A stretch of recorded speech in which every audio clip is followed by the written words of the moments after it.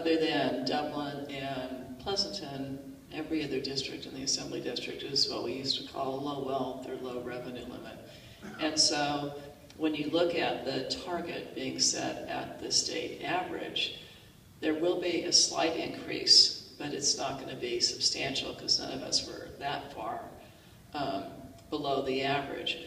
But when we were fighting in there to get the current formula that we have, our districts were going to take huge cuts, you know, $2,000 a student or more.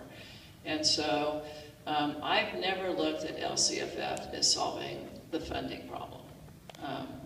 It just, you know, we're still $3,500 per student below the national average. So we were trying to come up with a compromise with the governor, and there were the votes in the legislature to pass it as it was, which would have been a huge hit on our districts. We were trying to come up with a compromise that would at least keep us whole with where we were. The basic aid districts, the problem you have there is the reason they're basic aid is because the amount they get from their property taxes exceeds previously the old revenue limit or exceeds the target. And we cannot legally in the state of California take property taxes from one district and shift them to another. And so they're basic aid because they're all funded with those local property taxes. We all wish we were basic aid.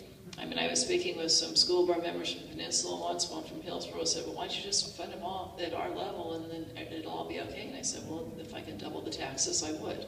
You know, so that really even ties back to our adequacy study in terms of, you know, what do we want education to look like in California, what it's going to cost, and how do we sell to the voters? Because you heard me talk about polling before.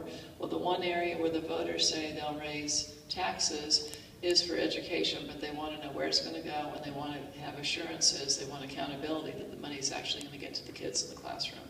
And I think it does go back to the negotiating of a compromise, and the economic recovery target was, in some sense, the answer to what was clear when you looked at the basic